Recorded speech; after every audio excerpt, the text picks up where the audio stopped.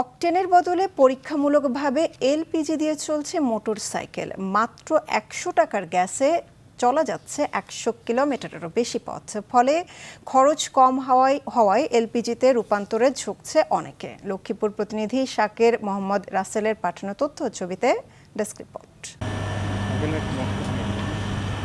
সিএনজির পাশাপাশি এলপিজি দিয়ে আগে থেকেই চলছে প্রাইভেট কার সহ বিভিন্ন যানবাহন, কিন্তু দেশে এখন পর্যন্ত এলপিজি ব্যবহার করে মোটরসাইকেল বা স্কুটার চলাচলের অনুমোদন নেই।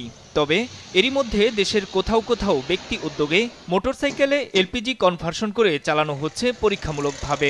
লক্ষ্মীপুরেও এমনই উদ্যোগ নিয়েছে একটি ফিলিং স্টেশন।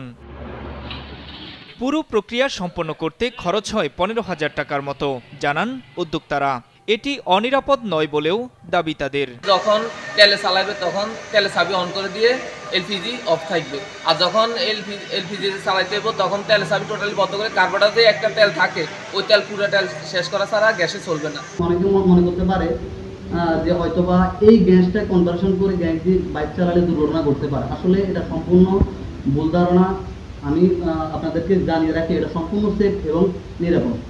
ব্যবহারকারীরা বলছেন রূপান্তরের ফলে অকটেনের চেয়ে খরচ কমেছে অর্ধেকের বেশি। সুবিধাটা হচ্ছে ২৫০টিরও বেশি ডিজাইন অপশন নিয়ে ওয়ালটন স্মার্ট ফ্রিজ, বোঝে আপনার প্রয়োজন।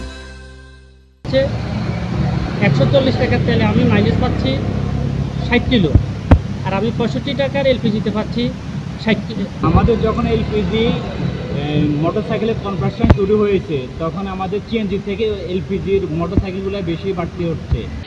রূপান্তরে আমদানিকৃত জিনিস ব্যবহার করা হচ্ছে বলে জানান ফিলিং স্টেশনটির মালিক। এখন বর্তমানে আমরা নতুনভাবে যেটা বাইরের রাষ্ট্র চলছে সেটা আমরা নিয়ে আসছি, আমরা নিজেও ব্যবহার করতেছি।